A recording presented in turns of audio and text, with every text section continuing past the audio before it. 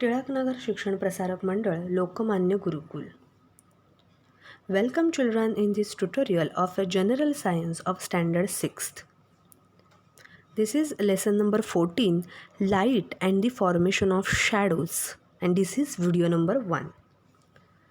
So formation of shadows, how shadows are formed, हे तर आपण बघणार आहोतच या लेसनमध्ये. पण सगळ्यात पहिल्यांदा लाईट ट्रॅव्हल कशी करते, म्हणजेच त्याचं प्रॉपगेशन कसं होतं, या सगळ्याबद्दल बोलणार आहोत. आणि before that we will see the basic definitions. First of this, luminous objects or material. Luminous म्हणजेच लाईट एमिटिंग. मग the object or material which emit म्हणजे सोडतात, त्यांच्यापासनं लाईट मिळते किंवा प्रसारित होते. Meaning that themselves are the source of light are called luminous object. Source of light म्हणजेच काय, त्यांच्यापासूनच लाईट आपल्याला मिळते. बरं, ह्या सगळ्याची इंटेन्सिटी म्हणजे तीव्रता, किती लाईट आहे, that is determined by the extent to which the object emit light. म्हणजे कितीपर्यंत एमिट होती लाईट त्याच्याकडनं, ह्याच्यावर सगळी त्याची इंटेन्सिटी अवलंबून असते. म्हणजे अगदी उदाहरण द्यायचं झालं तर लाईट एमिटेड टॉर्चद्वारे आणि light emitted by the candle, ह्याच्यामध्ये डिफरन्स आहेच की नाही. कुठला जास्त इंटेन्स असणार, तीव्र कुठला असणार, ऑफकोर्स जे टॉर्च थ्रू लाईट एमिट झाली आहे ती. So these are the luminous object, means they are the source of light. Okay, there are many examples of luminous objects, as you can say the tubelight, burning candle म्हणजेच मेणबत्ती, त्याच्यानंतर torch, हे सगळे काय झाले, ल्युमिनस ऑब्जेक्ट झाले. बरोबर. आता ह्याच्या बरोबर अपोजिट जे आहे, that are the non luminous object. म्हणजे object or material that are not the source of light, म्हणजे त्यांच्यापासून लाईट एमिटच होत नाही. मग any you can say any object, मग तुमची स्कूल बॅग म्हणा, तुमचं बेंच म्हणा, they are not the source of light, त्यांच्यापासून आपल्याला लाईट मिळत नाही, एमिट होत नाही. So these are called non luminous object or non luminous material, you can से. आता some manmade object also emit light. म्हणजे सगळ्यात जर आपण बघितलं तर लाईट म्हणजेच काय, प्रकाशाचा मेन स्रोत कोण आहे, सोर्स कोण आहे, तर ऑफकोर्स अ सन. बरोबर. The sun is the main natural source of light. मग other stars in the night sky, किंवा आपण म्हणू शकतो फायरफ्लाईज, किंवा some angle fish, as well as honey mushroom, that are the natural sources. म्हणजे ह्यांच्यापासून naturally त्यांना कसं कोण एमिट करत नाही. पण काही जे असतात ना, that are the artificial sources of light.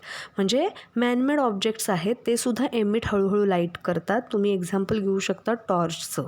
So these are the artificial sources of light. So आपण इथे आत्तापर्यंत 3 टर्मिनॉलॉजीज बघितल्या. एकतर luminous object or material, that means they emit the light or they are the source of light, first thing. Second thing, non luminous object, they have not the source of light. Third thing, natural sources of light तर माहिती आहेतच, naturally ज्यांच्यापासून light मिळते. आणि चौथं म्हणजे man-made किंवा artificial, माणसाने काहीतरी बनवलेलं आहे, त्यांच्यापासून लाईट एमिट होते. So these are the manmade light. आता प्रोपगेशन ऑफ लाईट. आता प्रोपगेशन ऑफ लाईट म्हणजे सगळ्यात महत्त्वाचं, लाईटचा ट्रॅव्हल और लाईटचं पाथ कसा असतो. तुम्ही असं बघितलं आहे का, समजा एखाद्या वेळेला दुपारी गावच्या ठिकाणी होतं, इथे आता फार क्वचित आपल्याला बघायला मिळतं की असा छोटा झरोका आलेला असतो कौलांमधनं वगैरे, म्हणजे सूर्य प्रकाश पडलेला असतो आणि मस्त त्याच्यामध्ये धुळीचे छोटे छोटे छोटे छोटे कण आपल्याला छान त्यांचा पाथ दिसत असतो. बरोबर की नाही. आणि due to this particles only the path of light becomes visible. म्हणजे आपल्याला दिसतो तो पाथ ऑफ लाईट, त्या लाईटचा. जर ते पार्टिकल नसते तर कदाचित आपल्याला दिसला नसता पाथ ऑफ लाईट, काय कसं ट्रॅव्हल करते. ह्या छोट्या छोट्या डस्टी पार्टिकल्समुळे आपल्याला तो लाईट दिसतो. आणि हा कसा असतो, वाकडा तिकडा असतो का पाथ ऑफ लाईट, तर नाही. शक्यतो पाथ ऑफ लाईट म्हणजे लिनियर प्रोपोगेट होते ती लाईट. आता ती कशी लिनियर प्रोपोगेट होते, तर बघा, ह्या स्क्रीनवर तुम्ही दिसतंय तुम्हाला, एक मुलगा आहे, तो कॅन्डल बघतोय. एक त्याच्याकडे स्टेप 1मध्ये एकदम स्ट्रेट काहीतरी नळीसारखं आहे आणि त्याच्यातून त्याला एकदम परफेक्टली दिसते. पण ते स्टेप 2मध्ये त्याची नळी थोडीशी बेंड झालेली आहे. त्याला दिसेल का ती कॅन्डल? काय सांगाल बरं तुम्ही, विचार करा. का नाही दिसणार? Because light travels in a straight line. Light नेहमी स्ट्रेट लाईनमध्ये, मी आता जे झरोक्याचं उदाहरण दिलं त्याच्यामध्ये सुद्धा बघा तुम्ही, तो एकदम स्ट्रेट लाईनमध्येच कौलापासून जमिनीपर्यंत आलेला असतो, नॉट अ झिगझॅग मॅनर किंवा वाकडा तिकडा असा आलेला नसतो. The light travels in a straight line and this is called the linear propagation. Linear म्हणजे एका लाईनमध्ये असणारं त्याचं travelling path or propagation. Okay. मग आता आपल्याला लाईट कशी दिसते बरं? How do we see our object? किंवा लाईट त्याच्यावर पडली बाबा, पण दिसते कशी? आता बघा, सोर्स ऑफ लाईट आहे बरं, त्याच्यापासनं तो ॲरो गेलेला आहे त्या ऑब्जेक्टपर्यंत, आणि ऑब्जेक्टपासनं तो गेलेला आईजपर्यंत, आणि मग आईजमधनं पुन्हा काय होतं मी सांगते तुम्हाला. The rays of light falling on an object from a source of light. बरोबर, म्हणजेच रेज ऑफ लाईट जे आहेत ते त्या सोर्स ऑफ लाईटपासून त्या ऑब्जेक्टवर पडलेले आहेत. त्याच्यानंतर that light are thrown back from the surface of that object, म्हणजे त्याच्यापासून पुन्हा थ्रो केले जातात. त्यालाच काय म्हणतात? Reflection of light. आणि आपल्याला का ऑब्जेक्ट दिसते? Because of this reflected rays reach to our eyes. म्हणजे एखादी वस्तू आहे, त्या वस्तूवर लाईट पडल्यानंतर सोर्स ऑफ लाईटपासनं त्या वस्तूवर लाईट पडलेली आहे, आणि तिकडनं त्या वस्तूवरनं पुन्हा ती रिफ्लेक्ट झालेली आहे आणि ती आपल्या डोळ्यांपर्यंत. मग त्या रिफ्लेक्टेड रेज आपल्या डोळ्यांपर्यंत पोहोचतात आणि मग आपल्याला ती वस्तू दिसते. आपण ह्या डायग्राममध्ये इझिली बघू शकतो, ॲरो बघा दाखवलेले आहेत की सोर्स ऑफ लाईटपासनं ऑब्जेक्टवर पडलं आहे, ऑब्जेक्टवरनं रिफ्लेक्ट होऊन ते पुन्हा एकदा आपल्या डोळ्यांपर्यंत पोहोचलेले आहेत, आणि because of this we can see our object. आता रिफ्लेक्शन ऑफ लाईट, आत्ताच मी तुम्हाला सांगितलं, the rays of light falling on an object from a source of light are thrown back from the surface of that object. This is called reflection of light and we see object when reflected rays reach our eyes. इथपर्यंत तर आत्ता आपण बघितलेलं आहे. आता images हे सगळं झालं. मग आपल्याला आरशामध्ये आपण भरपूर वेळा, मुली तर मस्तपैकी तयारी करत असतात, आरशासमोर तासनतास उभ्या राहून मस्तपैकी करत असतात. मग आपल्याला इमेज मिळते की नाही? मग इमेज म्हणजेच काय? आपलं प्रतिबिंब दिसत असतं. ते तुम्ही बघितलं आहे का?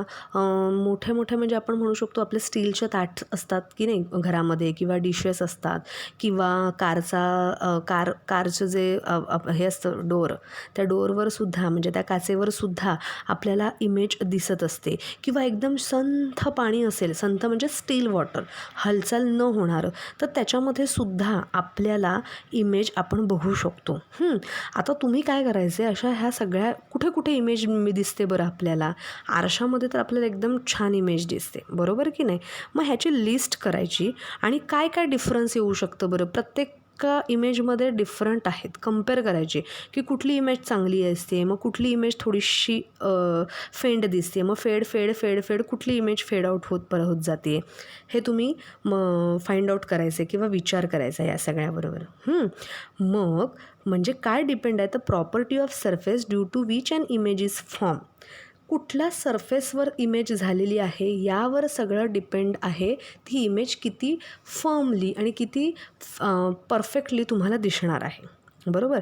आता तुम्ही मिररमध्ये जर बघितलं तर तुम्ही समजा उजवा हात उचलल्यावर तर तुम्ही काय ऑब्झर्व करता मिररमध्ये? म्हणजेच मिररमध्ये कशी इमेज दिसते? तर लेफ्ट आणि right side of the original object appears to be exchanged. म्हणजे तुम्ही जर उजवा हात वाटला तर तुम्हाला इमेजमध्ये वाटताना काय वाटतं? तुमचा डावा हात उचलला आहे समोरून, बरोबर ना? म्हणजे एक्सचेंज झालं. Images is as far behind the mirror as the object is in front of it. म्हणजे ऑब्जेक्ट म्हणजे काय असतो? आपण आरशाच्या समोर असतो आणि इमेज ही फार बिहाइंड म्हणजे पाठीमागे झालेली असते. ती कशी होणार आहे, काय होणार आहे, त्या टेक्निकॅलिटीकडे आपण जाणार नाही आहोत. आता आपण सध्या एवढंच बघणार आहोत की what are the characteristics of that image formation. आणि the size of the image is same as that. म्हणजे तुम्ही जेवढे आहात तेवढेच आरशामध्ये दिसता का? मोठे दिसता का? जाडे दिसता का? बुटके दिसता? नाही, जसं ऑब्जेक्ट आहे, जशी वस्तू आहे तसं आणि तसंच इमेज आपल्याला आरशामध्ये और मिररमध्ये मिळते. So these are some characteristics or how the mirror image looks असं जर विचारलं तर तुम्ही हे इझिली तुम्हालासुद्धा तुम्ही हे ऑब्झर्व लहानपणापासून केलेलंच असणार की साईड एक्सचेंज झालेल्या असतात आणि सगळ्यात महत्त्वाचं म्हणजे जसा ऑब्जेक्ट असतो तसा आणि तसाच तो मिररमध्ये दिसत असतो, बरोबर? So this is for the today. Thank you.